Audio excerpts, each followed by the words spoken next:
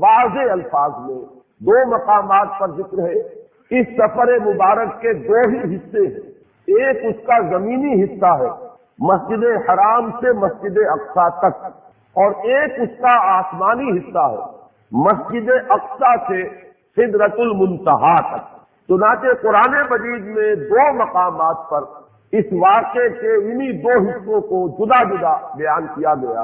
15ویں پارے کی بھی پہلی آیت ہے اور سورہ بنی اسرائیل کی بھی پہلی آیت ہے، جس میں اس کے زمینی حصے کا ذکر ہے، سبحان الذی اسری بعبدہ لیلا من المسجد الحرام الی المسجد الاقصی، پاک ہے وہ ذات جو لے گئی راتوں رات اپنے بندے کو شب کے ایک حصے میں مسجد حرام سے مسجد اقصی تک، الذی بارکنا حولہ، جس کے ماحول کو ہم نے مبارک بنایا، لنریہ من آیاتنا، تاکہ ہم دکھائیں اسے صلی اللہ علیہ وسلم اپنی نشانیوں میں سے، انہ هو السمیع البصیر، سب کچھ سننے والا اور سب کچھ دیکھنے والا تو صرف وہ ہے۔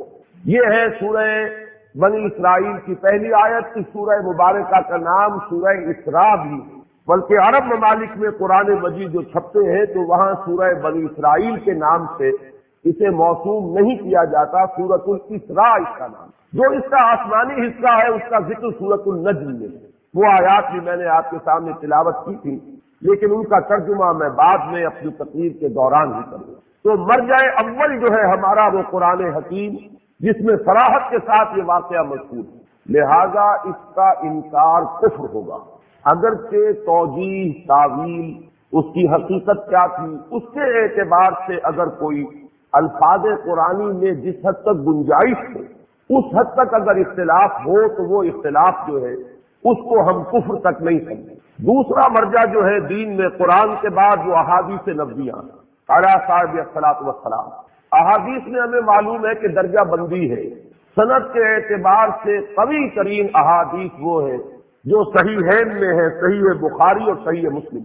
ان میں سے بھی وہ حدیثیں کہ جو ان دونوں میں موجود ہوں، جن کی صحت پر یہ دونوں امام متفق ہو گئے، وہ اپنی سند کے اعتبار سے قرآن مجید کے آس پاس پہنچ جاتی ہے۔ اس صراحت کے بعد یہ جان لیجئے کہ اگرچہ احادیث جن کی تعداد کثیر ہے، جن میں سے واقعہ معراج کا ذکر ہے اور اس کی مختلف تفاصیل جو ہے مذکور ہے، تاہم جو نوٹ کرنے والی بات ہے وہ یہ ہے کہ کم سے کم 28 صحابہ ہیں کہ جن سے یہ واقعہ معراج مروی، کیونکہ ایک ایک روایت کئی صحابہ سے، اس اعتبار سے روایات کی تعداد تو بڑھ جائے گی، بہت کثیر ہوگی، لیکن صحابہ کرام 28 ہیں کہ جن سے وہ احادیث مروی ہیں کہ جن میں معراج کا ذکر ہے تفصیلاً یا اجمالاً، اور ان میں ایک بڑی مفصل روایت وہ بھی ہے کہ جو متفق علیہ ہے، یعنی احادیث کے اس طبقے سے تعلق رکھتی ہے کہ جس کے بارے میں کسی شک و شبے کی گنجائش بہت ہی کم ہے۔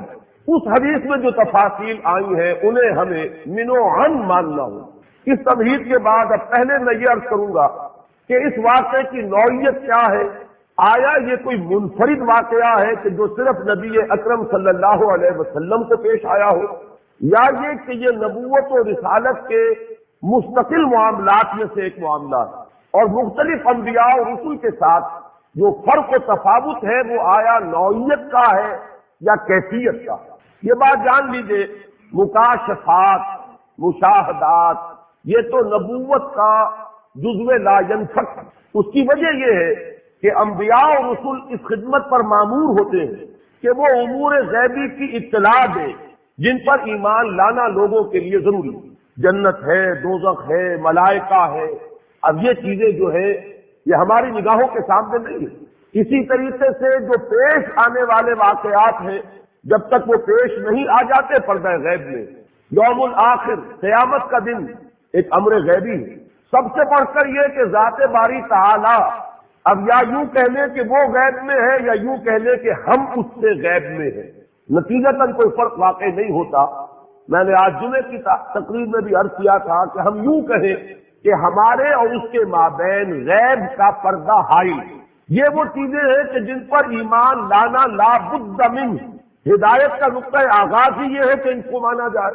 یہی وجہ ہے کہ سورہ بقرہ میں ہدایت کے لیے جو شرط اولین بیان کی گئی، الف لام میم ذالک الکتاب لا ریب فیہ ھدی للمتقین الذین یؤمنون بالغیب، یہ شرط اول ہے۔ اب جو ہستیاں اس خدمت پر معمور ہوئی ہوں کہ وہ ان امور غیبیہ پر ایمان کی دعوت دیں، ظاہر ہے کہ انہیں تو ان پر بدرجہ تمام و کمال ایمان اور یقین ہونا چاہیے۔ جب تک وہ ایمان اور یقین ان کے اندر اپنے درجہ تمام و کمال کو نہ پہنچا ہوا ہوگا، وہ دوسروں تک اس ایمان بالغیب کو کیسے منتقل کرے؟ اب یہ بھی جان لیجئے کہ ایمان اور یقین کے مراتب ہیں۔ ایک یقین وہ ہے جو فکر و نظر اور تعقل و تفکر کے نتیجے میں پیدا ہو جاتا ہے، ایک یقین وہ ہے کہ جو خود ذاتی مشاہدے سے پیدا ہوتا ہے، اس سے بھی بلند تر ایک درجہ ہے کہ جو انسان کے ذاتی تجربے اور احساس سے ہوتا ہے۔ قرآن مجید میں اس کے لیے 3 اصطلاحات استعمال ہوئی، علم الیقین، عین الیقین، حق الیقین۔ علم الیقین یہ ہے کہ آپ نے استنباط کیا، استدلال کیا اور کسی چیز کا علم آپ کو حاصل ہوا، آپ کو یقین آ گیا۔ عین الیقین یہ ہے کہ آپ نے اس چیز کو دیکھا، اور حق الیقین کا درجہ اس سے بلند ہوگا، وہ انسان کے اپنے ذاتی تجربے کا ایک جز بن جائے۔ ایک مثال سے ان تینوں کو میں واضح کر سکوں گا، بڑی سادہ مثال ہے، آپ نے پہلے بھی شاید سنی ہو۔ اگر آپ کہیں دیکھیں کہ دھواں ہے تو آپ کو یقین ہو جاتا ہے کہ آگ ہے، اس لیے کہ آپ کو یہ کلیہ معلوم ہے، مسلسل مشاہدے سے یہ بات آپ کے علم میں ہے کہ دھواں اور آگ لازم و ملزوم ہے۔ اگر کہیں دھواں ہے تو آگ لگی ہوگی۔ آگ اگرچہ آپ نے نہیں دیکھی، لیکن دھوئیں کو دیکھ کر آپ نے استدلال سے، استنباط سے آگ کے وجود پر یقین کر لیا، یہ علم الیقین۔ اب آپ نے قدم بڑھائے، آپ بھاگے دوڑے، وہاں پہنچے اور آپ نے دیکھ لیا کہ آگ لگی ہوئی، یہ ہے اس سے بلند تر درجہ عین الیقین، جسے ہم کہتے ہیں عربی میں لیس الخبر کالمشاہدہ کالمعائنہ، کسی کے بتانے سے جو یقین پیدا ہوتا ہے وہ ویسا نہیں ہو سکتا جتنا خود دیکھنے سے پیدا ہوتا ہے۔ فارسی میں کہتے ہیں شنیدہ کہ بود مانند دیدہ، سننے سے جو علم حاصل ہوا وہ اس کے برابر نہیں ہوتا کہ جو دیکھنے سے حاصل ہو۔ اس سے جو اگلا درجہ ہے وہ اصل میں آگ کی اصل حقیقت کا ادراک ہے۔ آگ آپ نے دیکھ لی، آگ ہے، یہ وسوسہ بھی ہو سکتا ہے کہ شاید آگ کسی صورت ہے، حقیقت میں آگ نہ ہو۔ سورۃ النجم میں ہم دیکھیں گے ما کذب الفؤاد ما رأى، اس میں اشارہ اسی وسوسے کی طرف ہے کہ کسی وقت انسان ایک شے کو دیکھ رہا ہوتا ہے لیکن یقین نہیں آتا کہ میں ٹھیک دیکھ رہا ہوں۔ آنکھیں می بینین یا رب ببیداریس یا رب یا بخواب، اے اللہ جو کچھ میں دیکھ رہا ہوں یہ بیداری میں دیکھ رہا ہوں یا خواب میں دیکھ رہا ہوں، دیکھ رہا ہوں لیکن یقین نہیں آ رہا۔ اس وسوسے کا ازالہ کلیتاً ہو جائے گا جب وہ آگ آپ کو چھو جائے، اب معلوم ہوگا یہ آگ صورت آگ نہیں، حقیقت آگ ہے، یہ واقعتاً آگ ہے۔ اور کبھی آپ کو اندازہ ہوگا آگ کہتے کسے ہیں۔ اگر کبھی انگارے نے آپ کے جسم کو چھوا نہ ہو اور ساری عمر آگ صرف دیکھی ہو تو دیکھی ہوئی بھی ہے لیکن اس کی حقیقت کا علم آپ کو نہیں ہے جب تک کہ وہ آگ کہیں آپ کے جسم سے مس نہ ہو۔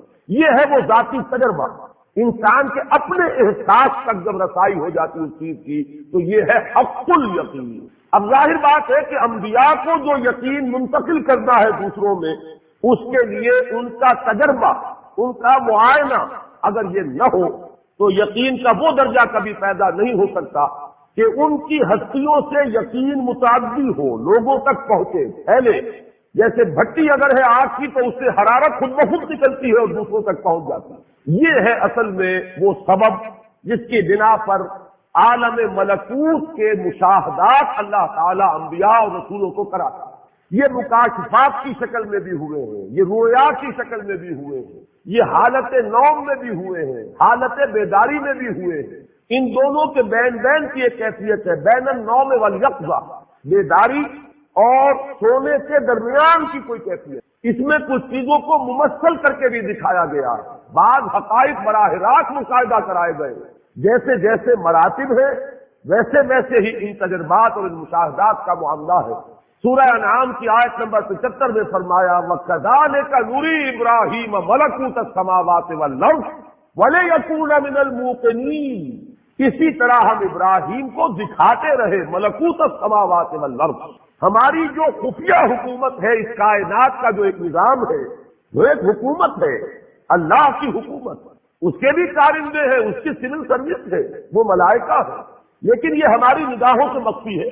ملائکہ تو ہے، یہاں ہے، ہم میں سے ہر ایک کے ساتھ ہے، کرامن کاتبین موجود ہیں، لیکن یہ کہ وہ مخفی ہے، وہ غیب میں ہے، یا ہم اس سے غیب میں ہے۔ اس عالم کا مشاہدہ کرایا جاتا رہا۔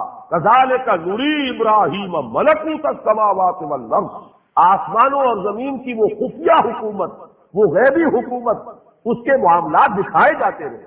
اور اگلا ٹکڑا بہت اہم ہے میری اس گفتگو کے اعتبار سے، وَلِيَكُونَ مِنَ الْمُوقِنِينَ، تاکہ وہ صاحب یقین لوگوں میں سے بن جائے۔ ایمان تو محض خبر کی بنیاد پر بھی ہے، لیکن یقین کا جو درجہ جو میں نے عرض کیا ہے، یہ اپنے مشاہدے اور اپنے تجربے میں جو آنے کے بعد یقین پیدا ہوتا ہے، اس درجے کا یقین انبیاء اور رسل کو دینا مقصود ہے، لہذا انہیں یہ مشاہدات کرائے۔ البتہ جیسے نبوت و رسالت کے سلسلے کی تکمیل ہوئی محمد الرسول اللہ صلی اللہ علیہ وسلم، اسی طریقے سے ان مشاہدات کے بارے میں بھی چوٹی کا مشاہدہ، ان تجربات کے ضمن میں بھی بلند ترین تجربہ وہ ہے جو محمد الرسول اللہ صلی اللہ علیہ وسلم۔ البتہ حضور کے بارے میں بھی یہ بات ضرور ذہن میں رکھیے کہ یہ واحد تجربہ نہیں ہے، بے شمار تجربات ہیں۔ آپ نماز پڑھا رہے، استسقاء کی نماز، اور جنت آپ کے سامنے لے آئی، اور بے اختیار آپ کا ہاتھ اٹھا کہ کوئی میوہ جو ہے اس جنت کے کسی درخت کا آپ توڑ لیں۔ یہ کنڈیشن ریفلیکٹ ہے، اس میں ارادے کو دخل نہیں ہوتا، یہ بالکل بے اختیار معاملہ۔ جنت سامنے آ گئی، درخت ہے، آگ بہا، پھر آگ لے آئی گئی، جہنم جو ہے سامنے لے آئی گئی، اور آپ پیچھے ہٹے، اس کی حرارت، اس کی گرمی، اس کی دہشت جو ہے اس کی وجہ سے۔ اور یہ نماز میں ہو رہا ہے، عالم بیداری میں ہو رہا ہے، حضور مجمع میں ہے، خلوت میں نہیں ہے، وہاں ہو رہا ہے۔ تو ہم تو مشاہدات کا احاطہ نہیں کر سکتے جو محمد رسول اللہ صلی اللہ علیہ وسلم ہے۔ اس کے حوالے سے جو بات میں چاہتا ہوں معراج کے بارے میں کہ آپ ذہن نشین کر لیں، وہ یہ ہے کہ معراج کے ضمن میں جو روایات آتی ہیں ان میں بہت اختلاف ہے۔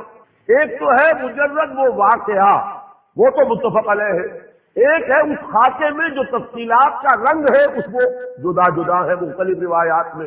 ان میں بھی ایک تو وہ چیزیں ہیں جو ایک دوسرے میں فٹ ان کر جاتی ہیں، کہ ایک واقعہ آپ نے بھی دیکھا، ایک واقعہ ایک اور نے بھی دیکھا، آپ نے بیان کیا تو شاید اس کی کچھ اور ڈیٹیلز آپ بیان کریں گے۔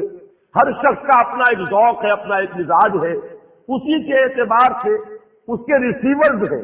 ایک چیز آپ کے نزدیک آپ کے ذوق کے اعتبار سے اہمیت نہیں رکھتی، وہ آپ سنیں گے یاد نہیں رہے گی، بلکہ اس وقت بھی آپ کے ذہن میں آئے گی نہیں۔ ایک چیز کی طرف آپ کو زیادہ میلان ہے، اس کو آپ فوراً کیچ کریں گے، پکڑیں گے، محفوظ کر لیں گے۔ تو ایک ہی واقعہ بیان کیا جا رہا ہے، 2 افراد نے سنا، 5 نے سنا، وہ جب بیان کریں گے تو تھوڑا تھوڑا فرق ہو جائے گا، لیکن ان فرق کو آپ جوڑ کر ایک وحدت بنا سکتے۔ تو ایک تو ہے اختلاف اس نوعیت کا، اس میں تو کوئی کسی تعویل مزید کی کوئی ضرورت نہیں ہے۔ کہیں یہ ہو جائے گا کہ ایک حصہ اس واقعے کا پہلے بیان کر دے گا، کوئی شخص بعد میں یاد آئے گا وہ بات میں نے اس کو بعد میں بیان کرے گا۔ یہ تقدیم و تاخیر، یہ چیزیں بھی بالکل سمجھ میں آنے والی ہیں، عقل انسانی ان کو بآسانی جو ہے ریکنسائل کر سکتے۔ البتہ بعض باتیں ایسی ہیں کہ جو انریکنسیلیبل ہیں، وہ بالکل متضاد کی نوعیت ہے۔ مثلا کہیں تو یہ بیان کیا گیا یہ سفر شروع ہوا حتیم سے، کسی واقعے میں ذکر ہو رہا ہے کہ اس کا آغاز ہوا کسی گھر سے، حضور کا اپنا گھر یا ام ہانی رضی اللہ تعالی عنہا کا گھر، حضور کی چچا داد بہن۔ کسی میں الفاظ ایسے آ گئے ہیں، آخر میں ذکر کیا ثم استيقظت، پھر میں جاگ گیا، جس سے خیال ہوتا ہے کہ یہ سارا معاملہ حالت خواب میں ہوا، نیند میں ہوا، اس لیے کہ استيقظت کے معنی کوئی اور نہیں ہو سکتے، تعبیر ممکن نہیں۔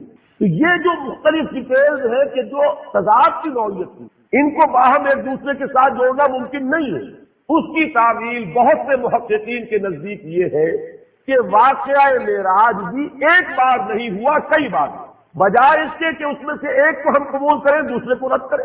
میرا اپنا احساس یہ ہے، اگرچہ محققین کے مابین اس معاملے میں اختلاف رہے گا اور رہا ہے، بعض حضرات اس کو تسلیم نہیں کرتے کہ واقعہ معراج بار بار ہوا، بعض حضرات کی یہ رائے ہے، میں اپنا ذاتی آپ کے سامنے خیال پیش کر رہا ہوں کہ کم سے کم 2 مرتبہ ضرور معراج ہوا ہے محمد رسول اللہ صلی اللہ علیہ وسلم۔ ایک مرتبہ یہ معراج ہوا ہے بالکل ابتدائی زمانے میں، نبوت کا ابتدائی دور، یہ یوں سمجھیے کہ سن 2-3 نبوی یا سن 42-43 ولادت، اور یہ ہوا ہے حالت نوم میں۔ وہ روایات جڑیں گی اس کے ساتھ کہ ثم استيقظت، پھر میں جاگ گیا، یہ تجربہ جو ہے اس کو نیند میں ایک روحانی تجربے، ایک مکاش سے، ایک رویا سے تعبیر کریں گے۔ اور یہ جو واقعہ ہے جسے ہم معراج کے نام سے جانتے ہیں، یہ ہوا ہے سن 12 میں، اور یہ یوں سمجھیے کہ جب آپ کی عمر شریف کا 52واں سال ہے ہجرت سے لگ بھگ 1.5 سال قبل، یہ واقعہ در حقیقت ان تجربات کی کہ جو آج تک ہوئے تھے، یہ ان کی تکمیل ہے، یہ ان کا نقطۂ عروج ہے، یہ ان کا کلائمیکس ہے۔ اور یہ سفر جو ہے ہرگز نیند میں نہیں ہوا، یہ صرف روحانی تجربہ نہیں ہے، یہ کوئی رویا یا خواب نہیں ہے، بلکہ یہ سفر ہے بجسد ہی شریف، حضور کے جسد مبارک کے ساتھ یہ پورا کا پورا واقعہ پیش ہے۔ اس ضمن میں کیونکہ اس دور میں یہ ریشنلزم کا دور ہے، اگرچہ عام طور پر پڑھے لکھے لوگ جانتے ہیں 18 سینچری ریشنلزم، اس کو 18ویں صدی عیسوی سے منسوب کیا جاتا ہے، لیکن چونکہ وہ علامہ اقبال کا شعر مجھے یاد آیا، مغرب اور مشرق کا فرق انہوں نے واضح کیا کہ وہاں دیگرگوں ہے لہجہ لہجہ، یہاں بدلتا نہیں زمانہ۔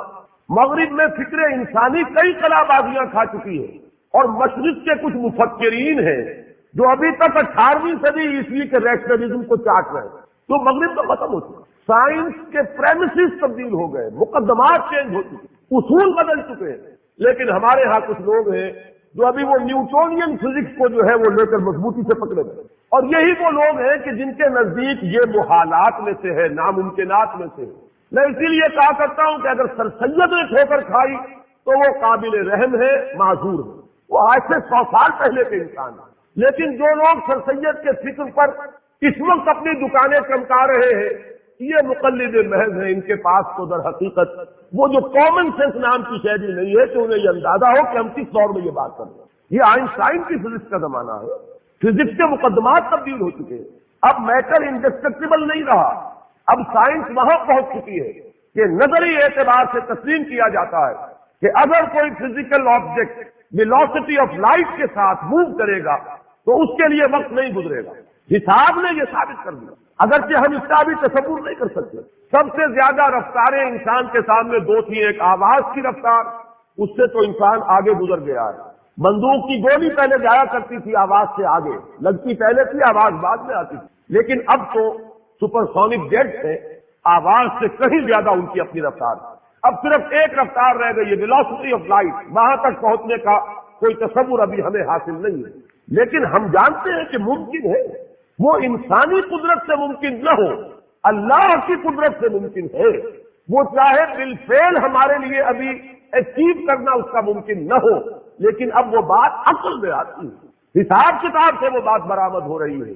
صرف یہ فرق ہے انسانی قدرت اور اللہ کی قدرت کا، جس کی طرف اشارہ کر کے بات شروع کی گئی، سبحان الذی اسریٰ بعبدہ، پاک ہے وہ ذات جو لے گئی اپنے بندے کو راتوں رات مسجد اقصیٰ سے مسجد حرام سے مسجد اقصیٰ۔ اگر یہ بات کسی انسان کی طرف منسوب ہوتی تو بات اور تھی، اگر یہ فعل حضور کی طرف منسوب ہوتا کہ حضور گئے تو بات اور تھی کہ میں آیا نہیں لایا گیا ہوں، حضور گئے نہیں لے جائے گئے ہیں، اور لے جانے والے وہ ذات ہے سبحان الذی اسریٰ، وہ پاک ہے ہر عیب سے، ہر نقص سے، ہر ذوق سے، ہر کوتاہی سے، وہ منزہ ہے، اعلیٰ ہے، عرفہ ہے، بالا تر ہے، لہذا اس کی قدرت سے یہ ہرگز بعید نہیں کہ وہ اپنے بندے کو راتوں رات مسجد حرام سے مسجد اقصیٰ اور پھر مسجد اقصیٰ سے سدرۃ المنتہا تک لے جائے اور واپس لے آئے اور پھر مسجد حرام میں پہنچا دے۔ اور بعض روایات میں آتا ہے کہ وضو کا پانی ابھی بہ رہا تھا اور کنڈی جو ہے حضور کے مکان کی وہ ابھی ہل رہی تھی، معلوم ہوا وقت نہیں گزرا۔ یہ چیز جیسا کہ میں نے عرض کیا، آج کا جو ذہن ہے اس کے لیے یہ اب ناقابل قیاس، ناقابل یقین نہیں رہی۔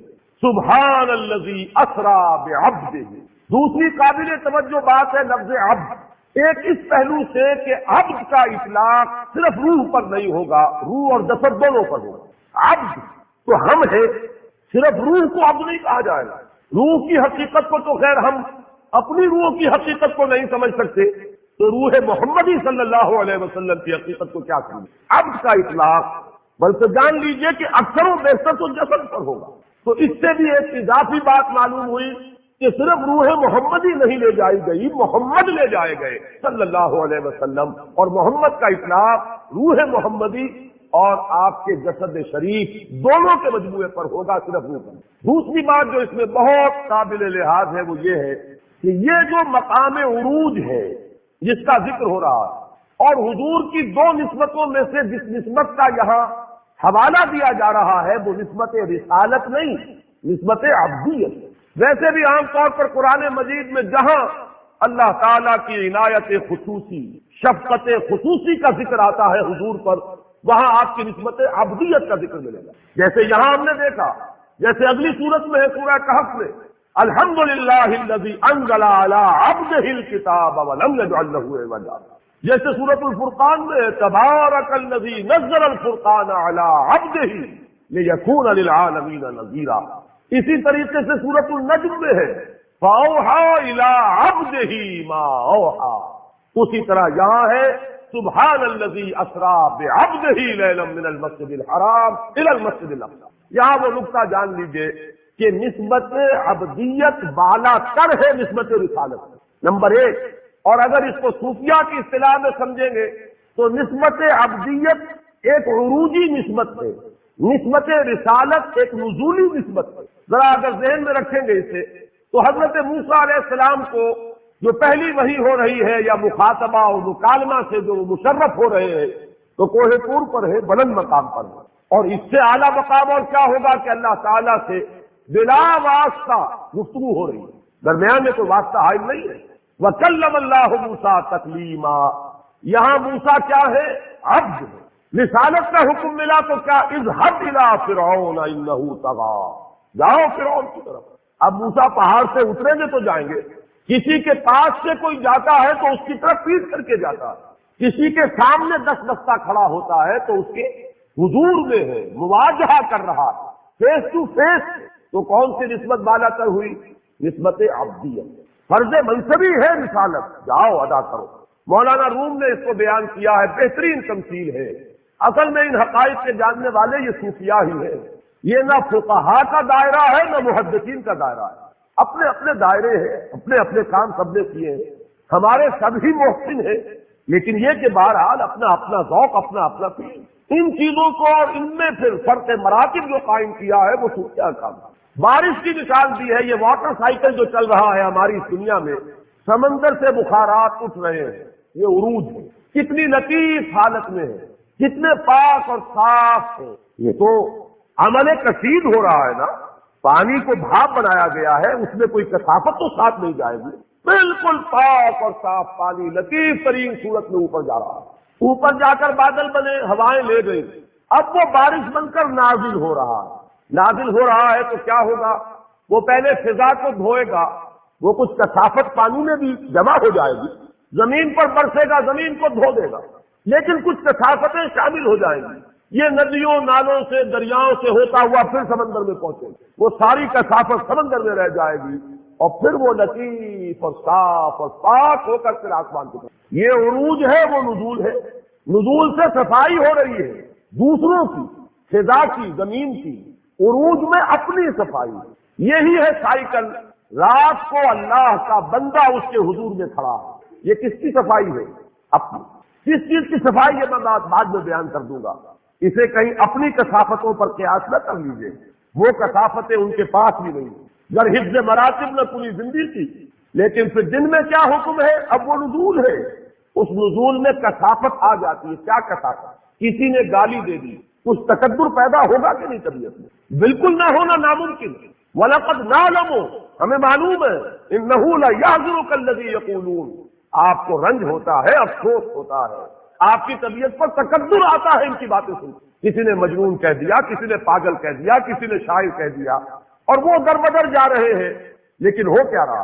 تو اگر طبیعت پر کچھ تکبر بھی آ گیا ہے محمد رسول اللہ صلی اللہ علیہ وسلم سے، اس تکبر کا بھی دور کیا جانا ضروری ہے۔ راتوں کو کھڑے رہیے۔ اب یہ عروجی نسبت ہے کہ اوپر جا رہے ہیں، اور دن میں نزول فرمائیے، اور لوگوں کے دلوں کو صاف کیجیے، ان کے ذہنوں کو صاف کیجیے، ماحول کو صاف کیجیے۔ یا ایھا المزمل قم اللیل الا قلیلا نصفہ او انقص منہ قلیلا او زد علیہ ورتل القرآن ترتیلا इन्ना सनुल्की अलैका कौलन सकीला इन्न नाशियतल लैलि हिय अशद्दु वतअन व अक़वमु क़ीला इन्न लका फिन्नहारि सबहन तवीला।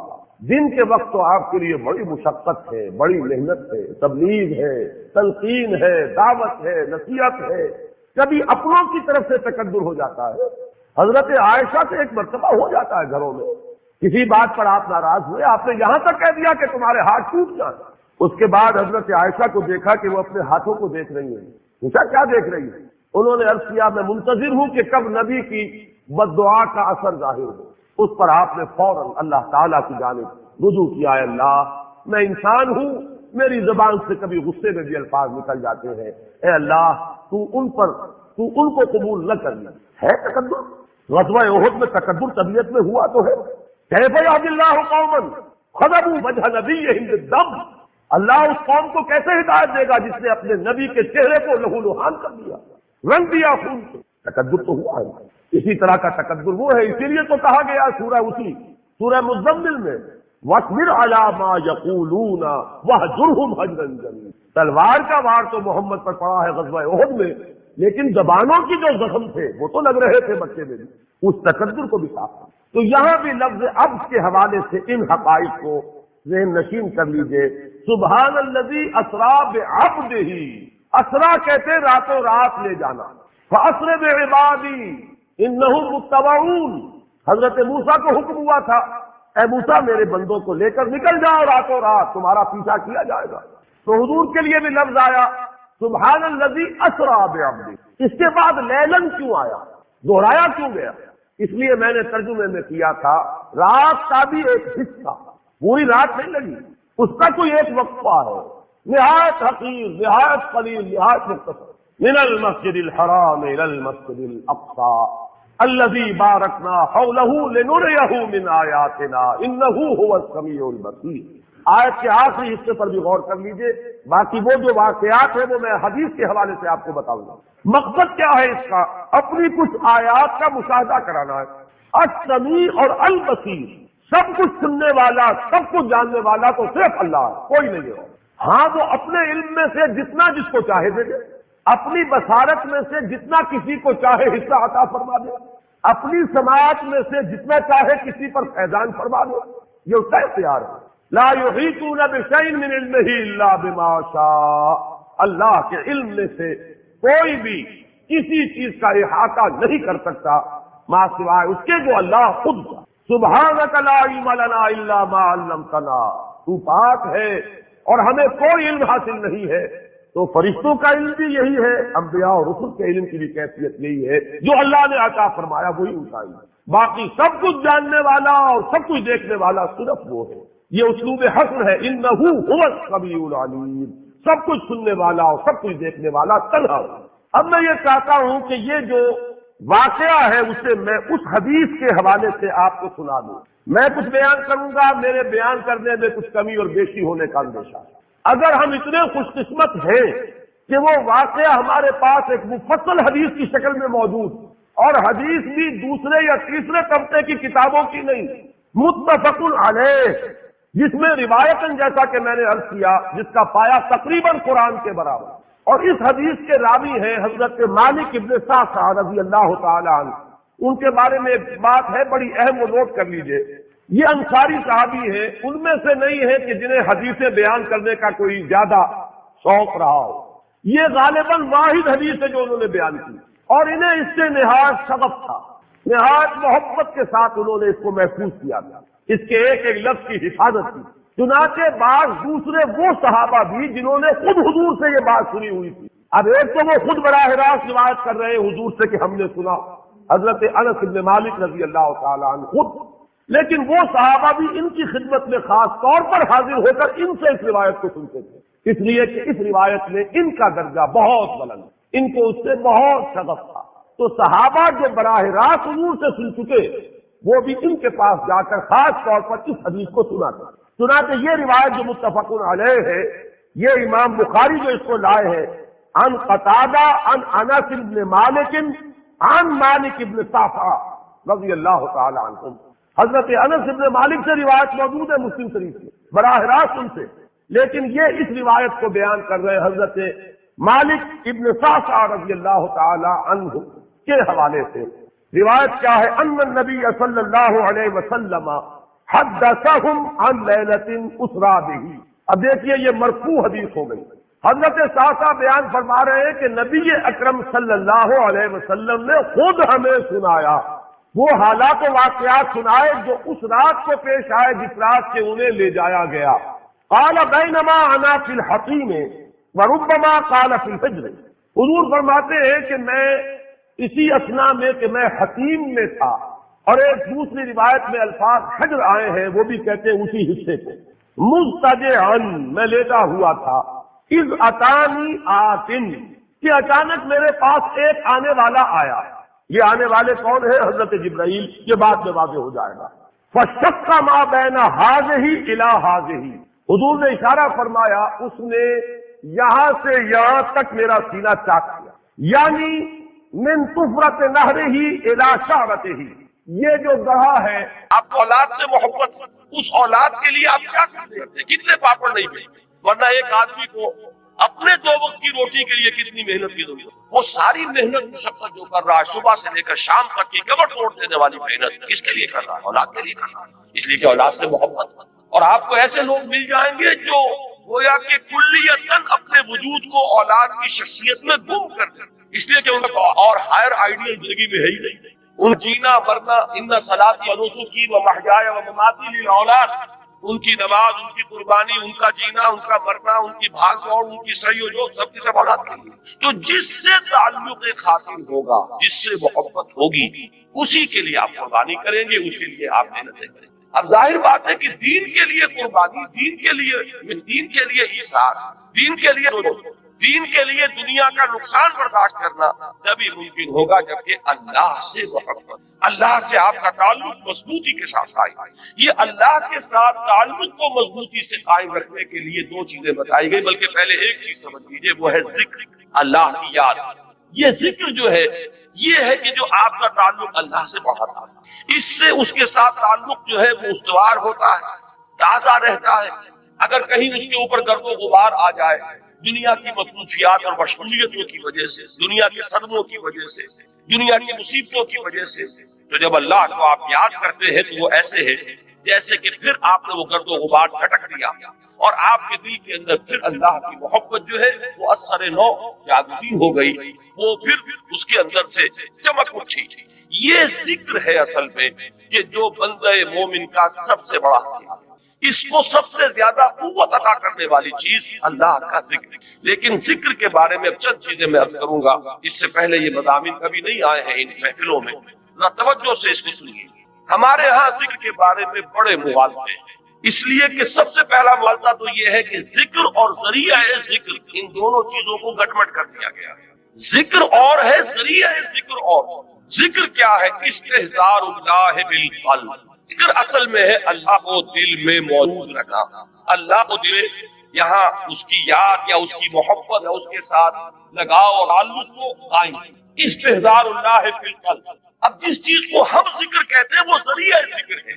میں بیٹھ کر اگر کہہ رہا ہوں سبحان اللہ سبحان اللہ سبحان اللہ سبحان اللہ، یہ ذریعہ ذکر ہے، ذکر نہیں ہے۔ اب اگر یہ آپ سبحان اللہ کی تسبیح تو کر رہے ہیں لیکن دماغ آپ کا چکر لگا رہا ہے اپنے کاروبار میں، آپ نے کوئی پرابلم تھا، دکان سے اٹھ کر آئے ہیں اور ذہن آپ کا اسی پرابلم کو حل کرنے میں لگا ہوا ہے، تو چاہے تسبیح آپ نے پوری کر دی، تو ذکر کا یہ ذریعہ تو آپ نے اختیار کیا، ذکر آپ کو حاصل نہیں۔ اسی طریقے سے نماز کیا ہے؟ ذریعہ ذکر ہے۔ سورہ طٰہٰ کی بڑی پیاری آیت ہے وہ، اور وہ ابتدائی وحیوں میں سے ہے جو بلکہ پہلی وحی جو حضرت موسیٰ علیہ السلام کو ہوئی، اس میں الفاظ آتے اقم الصلاۃ لذکری، نماز کو قائم کرو میری یاد کے لیے۔ مقصود کیا ہے؟ ذکر، استحضار اللہ فی القلب، اس کا ایک ذریعہ یہ نماز کہ آپ اپنے دھندوں میں لگے ہوئے تھے، اذان کی آواز آئی فوراً اٹھے، وضو کیا، آپ مسجد کی طرف چل پڑے، وہاں گئے، آپ کھڑے ہوئے نماز میں اور آپ نے سورہ فاتحہ جو یوں سمجھیے کہ پورے قرآن مجید کا لب لباب ہے، اس کا نچوڑ ہے، اس کا خلاصہ ہے، اس کو آپ نے ہر رکعت کے اندر پڑھا یا سنا۔ اگر آپ امام کے ساتھ ہیں، امام قرات کر رہا ہے، آپ سن رہے ہیں، اگر آپ علیحدہ پڑھ رہے ہیں تو آپ خود پڑھ رہے ہیں، تو آپ نے پڑھا یا سنا، اور اس کا نتیجہ کیا نکلا کہ تازہ ہو گیا، وہ آپ کا تعلق اللہ کے ساتھ. جو گرد و غبار آ گیا تھا، یہ 4 گھنٹے 6 گھنٹے آپ دکان پر بیٹھے رہے، صبح 8 بجے آ گئے، دن کے 1 بجے تک، نہ معلوم کتنے گاہک آئے، کیا کیا گفتگویں ہوئی. اب یہ بھی جو آپ کے شعور کے اوپر ایک گردہ پڑ گیا، اللہ کے ساتھ تعلق کے اندر کچھ کمزوری واقع ہوئی ہے، اس کو تازہ کرنا. مجھے حفیظ جالندھری کا یہ شعر بہت پسند ہے، بڑا پیارا شعر ہے. ایسا نقشہ کھینچا ہے کہ سرکشی نے کیے دھندلے نقوش بندگی، آؤ سجدے میں گرے لوہے جبی تازہ کرے. یہ لوہے جبی پر ہمارا لکھا ہوا نا کہ ہم بندے ہیں اللہ کے، ہم آقا نہیں ہیں، ہم اپنے وجود کے مختار اور مالک نہیں ہے کہ جو چاہے کرے. ہم تو ہمارا آقا وہ ہے، ہم اس کے بندے ہیں. لیکن ہوتا کیا ہے، میں تو یہاں کر رہا ہوں کہ خارجی اثرات جو ہیں کہ آپ کاروبار میں لگے رہے، کسی اور دھندے میں لگے رہے، ڈاکٹر ہے مریضوں کو دیکھ رہا ہے، کوئی بچہ چلا رہا ہے، کوئی عورت جو ہے وہ اپنے بچے کو چپ کرا رہا ہے، یہ کلینک کے اندر ایک طوفان مچا ہوا ہے.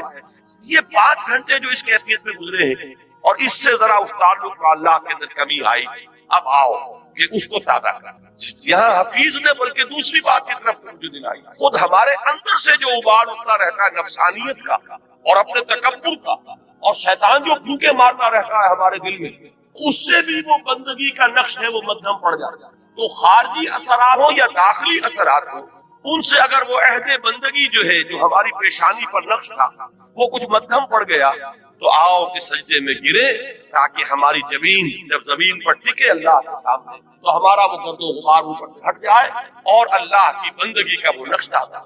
تو سرکشی نے کر دیے دھندلے نقوش بندگی، آؤ سجدے میں گرے لوہے جبی تازہ. تو نماز بھی ذکر کا ذریعہ. آپ نے بات سمجھ.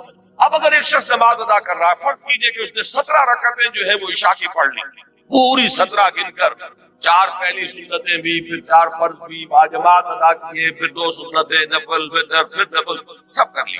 لیکن دماغ کبھی کسی وادی میں، فی کل وادی یہی نون، کہیں کسی خیال میں، کہیں کسی چکر میں، وہ آپ کو اگر حضور قلب حاصل نہیں ہوا تو ذکر حاصل نہیں ہوا. اس کے یہ معنی نہیں کہ نماز بیکار گئی، یہ ہے بالکل منکرین سنت اور منکرین حدیث اس انتہا تک بات کو لے جائے گا. آپ کی نماز ضائع نہیں جائے گی، اس لیے کہ آپ نے جو یہ مشقت جھیلی عشاء کی نماز ہے، اس وقت تو آپ کا جسم تھکا ہوا تھا، جسم جو اندر سے تقاضا کر رہا تھا کہ جاؤ لیٹ جاؤ آرام کرو. یا ممکن ہے کہ یہ تقاضا ہو رہا ہو کہ آج فلاں ڈرامہ آ رہا ہے ٹیلی ویژن پہ، چلو بیٹھو اس کو دیکھو. اس وقت اگر آپ ان تمام چیزوں سے منہ موڑ کر آئے، مسجد میں آپ نے حاضری دی، 17 رکعتیں آپ نے ادا کی، اللہ ظالم نہیں ہے کہ آپ کی اس مشقت کو وہ ان ریوارڈڈ رہنے دے. اس کی اجرت ملے گی، اس کا اجر ملے گا، اس کا ثواب ملے گا. آپ نے فرض سمجھا تو آئے نا، اللہ تعالیٰ کی طرف کی جناب میں آپ نے اپنے ایمان کا ایک ثبوت تو فراہم کیا کہ میں نے سمجھا ہے کہ یہ نماز فرض ہے، لہذا میں یہاں حاضر ہوں. اس لیے یہ نہ سمجھیے کہ یہ نماز ضائع جائے گی، ضائع نہیں جائے گی. فرض ادا ہو گیا، اس کا اجر و ثواب آپ کو ملے گا. لیکن یہ کہ جو اصل مقصد ہے وہ حاصل نہیں ہوگا، وہ ذکر جو اس کا اصل مقصد تھا وہ حاصل نہیں ہوگا اگر حضور قلب نہیں، اگر آپ نے یہ محسوس نہیں کیا جیسے کہ حضور نے فرمایا صلی اللہ علیہ وسلم کہ جب نماز میں سجدہ کے لیے جب پیشانی زمین پر ٹکاؤ تو یوں محسوس کرو کہ گویا کہ تم نے اپنے رب کے قدموں پہ سر رکھا. اب یہ کیفیت اگر کسی کو حاصل ہو رہی ہے جب وہ کھڑا ہو اللہ کے حضور میں تو ایسے کھڑا ہو کہ جیسے واقعتاً اللہ مجھے دیکھ رہا ہے، کم سے کم اس درجے کا استحضار حاصل ہو جائے کہ میں اللہ کے حضور میں اس وقت حاضر ہوں. جیسے حضور نے فرمایا اذا قمت للصلاۃ فصل صلاۃ الموتع، جب نماز پڑھنے کھڑے ہو تو یہ سمجھ کر پڑھو کہ شاید یہ زندگی کی آخری نماز ہو، پھر شاید نماز کی نوبت نہ آئے. کیا پتا کس کے پاس گارنٹی ہے کہ عشاء کی نماز پڑھ کر آپ نکلے یا فجر کی نماز پڑھ کر آپ مسجد سے نکلے اور کوئی تیز رفتار گاڑی آپ کو رونق کچلتی چلی جائے اور واپس جو ہے وہ آپ کی لاش پہنچے، آپ زندہ سالم نہ پہنچے. تو ہر نماز سے پہلے اگر انسان یہ محسوس کرے جیسے کہ حضور نے فرمایا، اس قدر یہ پریکٹیکل ایک سائیکولوجیکل نفسیاتی جو ہے تعلیم ہے کہ جب بھی نماز پڑھنے کھڑے ہو تو یہ سمجھ کر پڑھو کہ شاید یہ زندگی کی آخری نماز ہے اور عین ممکن ہے کہ اس کے بعد نماز کا وقت. تو یہ کیفیات آپ سوچئے کہ اگر حاصل ہو نماز میں تو پھر وہ نماز کیا ہوگی؟ وہ نماز وہ ہوگی جسے حضور نے فرمایا کہ الصلاۃ معراج المومنین، یہ نماز اہل ایمان کے حق میں معراج کے درجے، اس میں ہم کلام ہوتے ہیں آپ اللہ سے جیسے کہ حضور ہم کلام ہوئے معراج اللہ تعالیٰ کے ساتھ. تو یہ نماز کا ذریعہ. اب میں ایک بات کہہ رہا ہوں تیسرے نمبر پر، یہ سبحان اللہ سبحان اللہ سبحان اللہ یہ بھی ذکر کا ذریعہ، نماز پڑھتے ہیں آپ یہ بھی ذکر کا ذریعہ ہے۔ البتہ ایک چیز وہ ہے کہ جو مجسم ذکر ہے، ذکر کا ذریعہ نہیں، ذکر مجسم ذکر۔ قرآن مجید نے الذکر کا لفظ کس کے لیے استعمال کیا ہے؟ اہل علم کے پوچھیں، یہ آیت آپ نے بارہا سنی ہوگی کہ انا نحن نزلنا الذکر وانا لہ لحافظون، ہم نے ہی اس الذکر کو نازل دی ریممبرنس قرآن، قرآن ہے یہ جو الذکر ہے، سراپا ذکر ہے، ہماتن ذکر۔ لہذا ذکر جو ہے، اب میں نے جہاں سے عام طور پر ذکر کا اطلاق ہوتا رہا اس سے میں ریورس آرڈر میں لے کر آیا کہ یہ تو معلوم ہے کہ سبحان اللہ کی تسبیح کرنا یہ ذکر، لیکن نماز کے بارے میں شاید یہ سامنے نہ ہو کہ یہ ذکر کا جامع ترین ذریعہ، اور اس سے آگے یہ چینوں سے اوجھل ہو چکی ہے کہ کل ذکر، ہماتن ذکر، مجسم ذکر، سرتاپا ذکر وہ قرآن مجید۔ اب اس آیت میں آپ دیکھیے وہ اس آرڈر میں بات آئی، اتل ما اوحی الیک من الکتاب، سب سے پہلے جو سب سے اہم حصہ ہے ذکر کا اس سے یہاں بات شروع کی گئی۔ قرآن کی تلاوت سے بڑا ذکر ہوئی، قرآن کی تلاوت دعا کے بارے فرمایا گیا ہے کہ دعا مخ العبادہ، دعا هو العبادہ، دعا جو ہے وہ عبادت کا جوہر ہے، نچوڑ ہے۔ لیکن حضور نے فرمایا کہ جس شخص کو قرآن مجید کی تلاوت نے دعا سے روکے رکھا، اس شخص کو اللہ تعالیٰ دعا کرنے والوں سے بہت زیادہ عطا فرمائے، یعنی اسے دعا نہیں بلکہ وہ قرآن مجید ہی کی تلاوت میں لگا، دعا کی طرف توجہ نہیں ہوئی۔ اب جو مانگنے والے ہیں، دعا کرنے والے ہیں، جو کچھ اللہ تعالیٰ انہیں عطا فرمائے گا ان سے کہیں بڑھ کر انہیں دے گا کہ جو مشغول رہے تلاوت۔ تو سب سے بڑا ذکر قرآن، جو مجسم ذکر ہے، جس کے لیے بطور علم یہ لفظ آیا ہے الذکر، یہ گویا کہ پراپر ناؤن ہے اس کے لیے، الذکر، انا نحن نزلنا الذکر وانا لہ لحافظون وانزلنا الیک الذکر لتبین للناس ما نزل الیہم۔ اے نبی، یہ الذکر ہم نے آپ کی طرف اس لیے نازل کیا کہ جو چیز ہم نے لوگوں کے لیے اتاری ہے اس کو آپ ان پر واضح کریں، اس کی تبیین فرمائے، اس کی توضیح فرمائے، اپنے قول سے اپنے عمل سے اس کی وضاحت کریں۔ وہاں بھی لفظ الذکر آیا قرآن کے لیے، اور یہ متعدد آیات اور بھی، لیکن اب وقت نہیں ہے کہ میں ان سب کو کوٹ کروں۔ تو اب ذکر کو یوں سمجھیے، آج اس موضوع پر پورے طور پر اس کا احاطہ کر کے اٹھیے۔ ایک بات تو ہمیں یہاں سے معلوم ہو گئی کہ وَلَا ذِكْرُ اللَّهِ أَكْبَرُ، یقیناً اللہ کا ذکر سب سے بڑی شے، بہت بڑی شے نہیں، اکبر ہے، افعل التفصیل، سب سے بڑی شے۔ اس راہ میں صبر کے لیے، اس راہ میں استقامت کے لیے، اس راہ میں پابندی کے لیے، اللہ کے دین کے لیے ایثار اور قربانی کرے انسان اور دل پشمردہ نہ ہو، بلکہ اور خوشی اور اس کے اندر جو ہے اس کے دل کی کلی کھلتی تھی کہ اللہ کی راہ میں یہ تکلیف میں آئی، زہے نصیب کہ اللہ نے ہمیں اس قابل سمجھا کہ ہمیں اپنی راہ کی اس تکلیف کے لیے منتخب کرنا۔ اللہ کی راہ میں مجھے یہ جلا کٹا فقرہ بھی سننا پڑا، زہے نصیب کہ اللہ تعالیٰ نے ہمیں اس قابل سمجھا کہ نبی اکرم صلی اللہ علیہ وسلم کو اگر جلے کٹے کٹی بات سننی پڑی تو ہمیں بھی اس کا کوئی حصہ ہمیں بھی نصیب، جو بجائے اس کے کس سے دل پشمردہ ہو، دل کی گل کھلے، وہ ہے وَلَا ذِكْرُ اللَّهِ أَكْبَرُ۔ اس میں سب سے بڑی چیز کہ جس سے انسان کو مدد ملے گی وہ اللہ کا ذکر۔ لیکن اللہ کے ذکر کے بارے میں جو باتیں میں نے عرض کی، نمبر ایک یہ کہ ذکر علیحدہ ہے، ذریعہ ذکر علیحدہ۔ ذکر ہے استحضاء اللہ فی القلب، اس کے لیے جو ذرائع اختیار کیے جائیں گے، اب ان میں جب میں اوپر سے چلوں گا، نزولی ترتیب، سب سے اوپر کیا ہے؟ تلاوت قرآن، اتل ما اوحی الیک من الکتاب، اس لیے کہ قرآن الذکر ہے، لہذا اس کی تلاوت سب سے بڑا ذریعہ ذکر ہے، سب سے اہم، سب سے مقدم، سب سے پہلا ذریعہ ذکر تلاوت ہے۔ اتل ما اوحی الیک من الکتاب۔ نمبر 2 پر ہے نماز۔ نماز جو ہے اس کے بارے میں یہ عرض کر دوں کہ یہ جامع ترین ذریعہ ذکر، مقدم ترین وہ ہے قرآن کی تلاوت، اہم ترین ہے قرآن کی تلاوت، لیکن جامع ترین یہ ہے۔ وہ کس لیے کہہ رہا ہوں؟ اس میں دیکھیے 4 چیزیں جمع کر دی گئی ہیں۔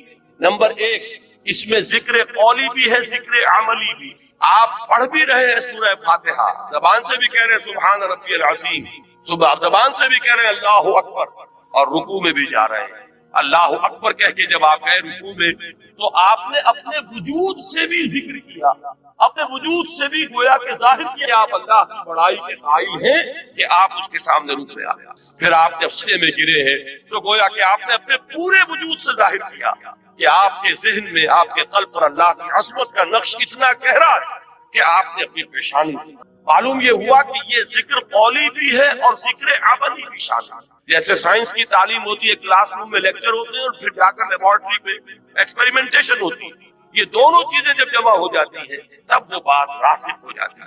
تو ذکر قولی اور ذکر عملی، اور نمبر 2 ذکر قولی پہ بھی اب یہ میں ایک اصطلاح خود ایجاد کر کے آپ کے سامنے رکھ رہا ہوں. ایک ہے ایکٹیو ذکر اور ایک ہے پیسیو ذکر. ایکٹیو ذکر کیا ہے؟ جس میں خطاب ہوتا ہے اللہ کے ساتھ، جس میں کہ علامہ اقبال نے میننگ آف پریئر، ان پر ان کا ایک لیکچر ہے، وہ جو ان کے 7 لیکچر تھے تباہ شدہ، ریکنسٹرکشن آف تھاٹ ان اسلام، اس میں ایک میننگ آف پریئر ان اسلام، اسلام میں دعا اور نماز کا مقام کیا ہے، اس کا مفہوم کیا ہے. تو بڑی پیاری بات یہ کہی ہے کہ انسان جب دعا کرتا ہے اللہ سے تو اس میں وہ انائے صغیر انائے کبیر کے بالکل سامنے آ جاتا ہے. ایک تو یہ ہے کہ آپ جملہ خبریہ کی شکل میں اللہ اکبر اللہ اکبر اللہ اکبر آپ نے 34 مرتبہ کہا، اللہ سب سے بڑا ہے، اللہ سب سے بڑا ہے، اللہ سب سے بڑا ہے. یہ غائب کے صیغے میں بات ہو رہی ہے، اس میں خطاب نہیں ہے. اس لیے میں اس کو کہتا ہوں پیسیو ذکر. اور ایک ایکٹیو ذکر ہے جس میں آپ اللہ سے ہم کلام ہوتے ہیں. ایاک نعبد و ایاک نستعین اہدنا الصراط المستقیم. یہ کیا ہے؟ اس میں آپ اللہ سے ہم کلام. یہاں آپ کی وہ انائے صغیر، فائنائٹ ایگو، وہ بالکل انفائنائٹ ایگو کے سامنے آ کر اس سے خطاب کر رہی ہے. تو افلاک سے آتا ہے نالوں کا جواب آخر، اٹھتے ہیں حجاب آخر، کرتے ہیں خطاب آخر. تو یہ جو خطاب والا انداز ہے نماز میں آپ کو یہ بھی ملے گا. سورہ فاتحہ کا اہم ترین حصہ یہ ہے. شروع میں جو ہے غائبانہ انداز میں آپ کہتے ہیں الحمدللہ رب العالمین الرحمن الرحیم مالک یوم الدین. یہ غائبانہ انداز ہے، یہ جملہ خبریہ ہے. لیکن یہاں ایاک نعبد و ایاک نستعین، اب یہاں خطاب ہو، اب آپ اللہ سے براہ راست ہم کلام ہیں. تو نماز میں نے عرض کیا کہ ذکر قولی اور ذکر عملی جمع ہو گئے. اور ذکر قولی میں یہ بھی کہ خطاب والا ذکر جس میں اللہ سے ہم کلام ہو، اور ایک یہ کہ غائبانہ انداز میں اللہ کی تسبیح، اللہ کی تحلیل، اللہ کی تکبیر. آپ ہر مرتبہ جب اٹھ رہے ہیں اللہ اکبر، اب یہ کیا ہے؟ یہ بھی ذکر. تو معلوم ہوا کہ ذکر کا اہم ترین مقدم ترین ذریعہ تلاوت قرآن، ذکر کا جامع ترین ذریعہ نماز. اتل ما اوحی الیک من الکتاب واقم الصلاۃ ان الصلاۃ تنہی عن الفحشاء والمنکر. یقینا نماز روکتی ہے فحشاء سے اور منکر سے. اب یہاں پہ تھوڑی سی بات کروں گا، اس وقت میری آج کی گفتگو کے اعتبار سے یہ بات ضمنی ہوگی، اس لیے کہ کافی دور تک پہنچنا ہے ہمیں. یہ عام طور پر لوگ دن میں رہتا ہے کہ صاحب یہ نماز بھی پڑھتے ہیں لیکن نماز کے ساتھ لوگ 420 بھی کرتے ہیں، نماز بھی پڑھتے ہیں جھوٹ بھی بولتے ہیں، نماز بھی پڑھتے ہیں بلیک مارکیٹنگ بھی کرتے ہیں، نماز بھی پڑھتے ہیں یہ بھی کرتے ہیں. یہ ہے ہمارے معاشرے کا. اور نوجوان نسل میں جو ابا اور جو بغاوت پیدا ہوئی ہے دین سے، میں بربرا یہ کہتا ہوں کہ یہ ان مذہبی لوگوں کا رد عمل بھی جنہیں وہ اپنی آنکھوں سے دیکھتے ہیں کہ ہمارے ابا جان نماز میں تو بڑے پکے ہیں لیکن اتنے ہی پکے جو ہیں وہ دکان پر جھوٹ بولنے میں بھی. ظاہر بات ہے کہ بیٹے سے تو چھپی ہوئی بات نہیں، آپ کسی سے چھپا لیں گے، آپ کی بیوی سے تو آپ کی کمزوریاں جو ہے وہ چھپی ہوئی نہیں ہے، آپ کے گھر والوں سے، آپ کی اولاد سے چھپی ہوئی نہیں. کہ نماز میں بھی بڑے پکے ہیں، جھوٹ بولنے میں بھی. ظاہر بات ہے کہ اس کی طبیعت، نوجوان جو ہے اس کا معاملہ یہ ہوتا ہے کہ وہ ان چیزوں پر غور کرتا ہے. چاہے اگر سعادت مند ہے آپ کے سامنے بولتا نہیں لیکن آپ دیکھ تو رہا، اس کا ایک اثر قبول کرتا اور وہ سمجھتا ہے کہ نماز میں کا فائدہ کیا ہے. اگر نماز کے ساتھ یہ بھی ہے، اگر نماز کے ساتھ سنگ دلی ہے، ایک غریب آدمی کو دیکھ کر آپ کا دل نہیں پسیجا، نوجوان جو ہے اس کا بھی تاثر قبول کرتا کہ ہمارے ابا جان کے پاس کتنی کچھ دولت ہے اور اس نے اپنے ایک دکان کے ملازم کے ساتھ کیا سلوک کیا ہے. اس کی بیوی بیمار تھی، اسے کچھ قرض کی ضرورت تھی اور ابا جان نے کس طریقے سے ڈانٹا دھتکار دیا. یہ نوجوان جو ذہن ہے یہ ان چیزوں کو دیکھتا ہے اور ان سے امپریشن لیتا ہے، اس سے تاثر ہے. تو یہ مسئلہ ہمارے ہاں کے زندہ مسئلوں میں سے کہ کیا وجہ ہے کہ ہماری نمازیں جو ہے بے اثر کی. قرآن دعوے سے کہہ رہا ہے کہ نماز تو فحش اور بے حیائی کے منہ سے روک دو، جبکہ ایسے لوگ ہمیں نظر آتے ہیں معاشرے کے اندر کہ نماز میں ہو سکتا ہے. میں نے مجھے کی ہے بعض اوقات جب میں اپنی MBBS سے فارغ ہو کر تازہ گیا تھا منڈومری جو اب سوال کہلاتا ہے، میں وہاں 2 اشخاص کو دیکھا. ایک وہاں حاجی بلیکیا کے نام سے مشہور، اس کی یہ داڑھی تھی لمبی، اور نہ صرف یہ کہ نماز میں 100% بلکہ وہ خاصا آسودہ حال کھاتا پیتا آدمی تھا. اس کے پاس ڈپو تھے اور ڈپو ہی میں بلیک، تو وہ اذان بھی خود جا کر 5 وقت کی اذان وہ شخص دیتا تھا. یعنی جہاں تک عبادت کا تعلق ہے یہ ایک ساتھ ساہیوال کے بیٹھے ہوئے سر ہلا رہے ہیں، تو وہ ان کے ذہن میں وہ صاحب آ گئے ہوں گے، لیکن بہرحال میں کسی ممکن شخص نہیں، میں تو ایک مثال کے طور پر آپ سے کہ یہ ہمارے معاشرے کے اندر وہ حاجی بلیکیا جو ہے وہ نوجوان نسل پر اپنے اس دین کا کیا اثر قائم ہے، اور اس کے ساتھ ہی بالکل پیرلل ایک حاجی رشوت تھے وہاں، وہ انکم ٹیکس کے اندر وہ انسپیکٹر تھے، ان کی بھی داڑھی بہت طویل اور نمازی بہت تھے، لیکن وہ خوب رشوت لیتے خود بھی اور رشوتیں دلواتے تھے مسجدوں کو، تاکہ جب وہ کسی پارٹی کا گلا دباتے تھے تو اپنے لیے بھی کچھ دیتے تھے اور اللہ کو نہیں بھولتے تھے، اللہ کے گھر کے لیے بھی چندے دیتے تھے۔ یہ ہے ہمارے ہاں کی وہ دینداری کہ جس کی وجہ سے واقعہ یہ ہے کہ نوجوان نسل سے اگر دین سے دوری ہوئی ہے تو اس کے کچھ اثرات ہے۔ بعد سبا ہی ہم آبود ہے، یہ ہمارے اپنے کرتوت ہے کہ جس کی وجہ سے نوجوان نسل میں بغاوت پیدا ہوتا ہے۔ وہ کیوں ہے؟ وہ اسی وجہ سے ہے کہ یہ نماز رہ گئی رسم اذاں،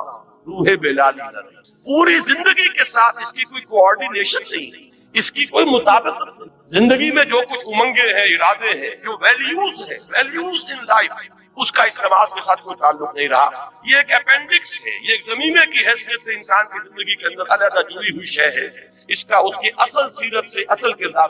یہ وجہ ہے کہ یہ نماز وہ نماز ہمارا یہ حج 30 لاکھ افراد حج کر رہے ہیں، لیکن یہ کہ کوئی دنیا میں اس کا اثر، ہمارے ہاں سے اگر 1 لاکھ افراد حج کر کے آئے تو کوئی 1% دیانتداری معاشرے میں ہر سال اگر بڑھے، اس 30 یا 1 لاکھ افراد کے حج کرنے سے، تو آج 25 سال اور 40 سال 40واں شروع ہو چکا ہے، 40% تو ہمارے ہاں دیانتداری بڑھتی اور بددیانتی گھٹ گئی، لیکن نہیں معلوم ہوتا ہے کہ وہ جو کچھ ہے وہ سب ہے، نمازوں، روزوں، قربانیوں، حج، یہ سب باقی ہے، تو باقی نہیں۔ وہ بیچ میں جو روح ہے وہ نکل چکی ہے، اب یہ ریچولز کی شکلیں اختیار کر چکے ہیں یہ اعمال، یہ وجہ ہے۔ ورنہ واقعہ یہ ہے کہ بندہ مومن کے لیے سب سے بڑی بات وہ یہ نماز، اللہ کے ساتھ تعلق قائم کرنے والی سب سے بڑی چیز نماز۔ اچھا، ذکر کی بات کر رہا تھا، مقدم ترین اہم ترین ذکر تلاوت، نمبر 2 نماز، نمبر 3 وہ جو حضور صلی اللہ علیہ وسلم سے جو مسنون دعائیں، دیکھیے یہ ہے نمبر 3، اذکار مسنونہ اور ادعیہ مسنونہ۔ ان میں یہ ہے کہ کوئی ایڈیشنل ٹائم آپ کو نہیں لگتا، آپ اگر کار میں بیٹھ رہے ہیں، سواری پر سوار ہونے کی دعا ہے، اتر رہے ہیں اس کی دعا ہے، صبح اٹھے ہیں دعا ہے، آپ بیت الخلاء میں داخل ہو رہے ہیں دعا ہے، بیت الخلاء سے باہر نکلے ہیں دعا ہے، آپ پھر اب وضو کرنے بیٹھے، وضو کے بعد فارغ ہوئے، مسجد کے لیے نکلے گھر سے دعا ہے، مسجد میں داخل ہوئے دعا ہے، مسجد میں تو رہیں گے تو وہ تو ہے ہی نماز، وہ تو سراپا ذکر ہے، واپس آئیں گے پھر دعا ہے، گھر میں داخل ہوں گے پھر دعا ہے، بازار کے لیے نکلیں گے دعا ہے، واپس آئیں گے دعا ہے، سفر پر جائیں گے دعا ہے، واپس آئیں گے دعا ہے، یہاں تک کہ آخری بات عرض کر دیتا ہوں کہ آپ تعلق ظن و شوق کرتے ہیں تو بھی دعا۔ کوئی عمل زندگی کا ایسا نہیں ہے جس کے لیے مسنون دعا ہے، آئینہ دیکھتے ہیں تو دعا ہے، کپڑے بدلتے ہیں تو دعا ہے۔ یہ دعا جب انسان یاد کر کے مانگتا ہے تو اس سے 2 تیر، ایک تیر میں 2 شکار ہوتے ہیں، کیا کہ ایک طرف تو دعا میں آپ کس سے خطاب کر رہے ہیں؟ اللہ سے، اور دوسرے یہ کہ الفاظ کون سے استعمال کیے جو منقول ہے رسول اللہ صلی اللہ علیہ وسلم، تو گویا کہ 2 نسبتیں قائم ہیں۔ نماز آپ نے اگر کھانا کھایا، الحمدللہ الذی اطعمنا وسقانا وجعلنا، کس کا شکر؟ اللہ کا، اور کس کے الفاظ ہیں یہ جو آپ اس وقت ادا کر رہے ہیں؟ محمد رسول اللہ۔ تو گویا کہ لا الہ الا اللہ اور محمد رسول اللہ دونوں نسبتیں جو ہماری ہیں وہ تازہ ہو گئی اس دعائے مسنونہ سے۔ تو نمبر 3 میں اس کو رکھیے، پنجاب میں وہ بڑا پیارا جملہ ہے اس کے لیے کہ دنیا کا کوئی بھی کام آپ کر رہے ہیں تو ہاتھ کارول دل یار ول، دل اللہ کے ساتھ لگا رہے اور ہاتھ کاموں میں مشغول رہے۔ اقبال نے حضرت فاطمہ زہرا رضی اللہ تعالی عنہا کے لیے جو اشعار کہے ہیں اس میں بڑے پیارے الفاظ آئے ہیں کہ آسیہ گرداؤں لب قرآن سرا، کہ حضرت فاطمہ رضی اللہ تعالی عنہا جب چکی پیستی تھی تو قرآن مجید پڑھتی جاتی ہے، اس لیے کہ چکی پیسنے میں تو صرف ہاتھ ہی لگتا ہے۔ میں نے خود دیکھا ہے، اپنی ایک بزرگ میری رشتے میں وہ دادی بنتی تھی، میں نے یہ نقشہ دیکھا کہ وہ بیٹھی ہیں اور چکی پیس رہی ہیں اور ساتھ ہی یہ ہے کہ وہ قرآن شریف پڑھ رہی ہیں۔ معلوم یہ ہوا کہ ظاہر بات ہے کہ یہ مشقت جسمانی ہو رہی ہے، اس وقت آپ کا ذہن فارغ ہے، اس وقت آپ کی زبان فارغ ہے، اگر اس وقت آپ تلاوت قرآن کر رہے ہیں تو گویا کہ آپ کا کوئی ایڈیشنل ٹائم نہیں لگا، وہ ہاتھ جو ہے چکی پیسنے میں مصروف ہے، لیکن آپ نے یہ ذکر الہی کی نعمت جو ہے اضافی طور پر حاصل۔ تو تیسرے نمبر پر، نمبر 1 قرآن، تلاوت قرآن، نمبر 2 اقامت صلاۃ، نمبر 3 اذکار مسنونہ اور ادعیہ معصورہ، وہ جو ذکر حضور نے بتایا نماز کے بعد ہے، یہ 33 بار سبحان اللہ، 33 بار الحمدللہ، 34 بار اللہ اکبر، یہ حضور کا بتایا ہے۔ تو ظاہر بات ہے حضور کے بتائے ہوئے اذکار ان کی بہت بڑی قدر و قیمت ہے، بڑی اہمیت ہے، اور وہ دعائیں کہ جو حضور سے منقول ہیں یہ ہے۔ اور چوتھے نمبر پر ہمارے جو یہ سلاسل ہے، یہ چشتی سلسلہ ہے، یہ قادریہ سلسلہ ہے، انہوں نے اپنے اپنے زمانے میں لوگوں کی ذہنیتوں کو سامنے رکھ کر یہ جو اذکار جو انہوں نے مدون کیے، یہ سلسلہ ذکر ہے چشتیہ کا، یہ ذکر خفی ہے، یہ ذکر جلی ہے، یہ چوتھے نمبر پر لائی، اس لیے کہ وہ لوگ بہت ماہر نفسیات کے، اور انہوں نے اپنے زمانے میں اگر مفید سمجھ کر وہ طریقے مدون کیے ہیں تو ٹھیک ہے، مجھے ان سے اختلاف نہیں، لیکن خدا کے لیے انہیں چوتھے نمبر پر رکھیے۔ اگر اس کو نمبر 1 پر لے آئے اور اصل ذکر آپ نے اسی کو سمجھا اور تینوں منزلیں جو ہے کود کے کراس کر گئے، تو یہ اصل میں ریورس ہو جائے گا، سارا ریشو پروپورشن کا معاملہ غلط ہو جائے گا۔ نمبر 1 پر قرآن، نمبر 2 پر نماز، نمبر 3 پر اذکار مسنونہ اور ادعیہ معصورہ، اور نمبر 4 پر اذکار وہ کہ جو مختلف سلسلوں میں جو تصوف کے یا ذکر کے جو طریقے ہیں ان میں جو بھی تجویز کیے جائیں، اگر یہ ترتیب رہے گی تو انشاءاللہ تعالیٰ اس کی تمام برکات جو ہے صحیح طور پر پائے گی۔ بہرحال یہاں اس پوری آیت کا جو نتیجہ نکلا وہ کیا ہے؟ جو شخص اللہ کے دین کے لیے جد و جہد میں، محنت میں، کشمکش میں مبتلا ہو، اس کو جان لینا چاہیے